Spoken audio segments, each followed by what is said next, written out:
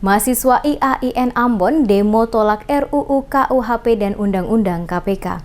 Ratusan mahasiswa dari Institut Agama Islam Negeri atau IAIN Ambon gelar aksi demo di beberapa ruas jalan dalam kota Ambon. Demo mahasiswa itu memprotes RUU KUHP, Undang-Undang KPK, dan sejumlah kebijakan pemerintah yang dianggap mengekang kebebasan masyarakat. Gong Perdamaian Dunia yang berada pada lokasi depan Lapangan Merdeka Kota Ambon menjadi salah satu lokasi yang dijadikan sebagai tempat untuk melakukan aksi unjuk rasa para mahasiswa dari IAIN tersebut.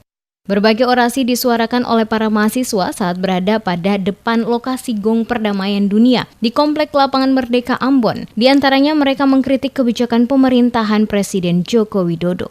Iqbal Kaplale selaku Presiden Mahasiswa IAIN Ambon kepada DMS Media Group menuturkan aksi unjuk rasa yang digelar oleh para mahasiswa IAIN Ambon yakni menolak RUU KUHP dan revisi Undang-Undang KPK. Para mahasiswa mendesak DPR RI agar segera mencabut draft RUU KUHP, Ketenagakerjaan, Pertahanan, dan Permasyarakatan. Sebaliknya mereka meminta agar DPR mengesahkan RUU Penghapusan Kekerasan Seksual, Perlindungan Pekerja Rumah Tangga, dan masyarakat adat. Aksi yang berlangsung di bawah pengawalan aparat kepolisian ini juga mendesak Presiden Joko Widodo untuk segera mengeluarkan Perpu pencabutan Undang-Undang KPK dan Undang-Undang Sumber Daya Air.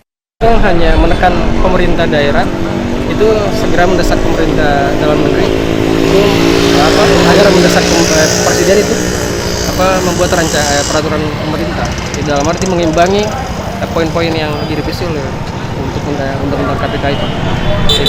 Dan yang paling terfokus adalah kata tuntutannya adalah revisi undang-undang KPK sama rancangan kitab undang-undang pidana.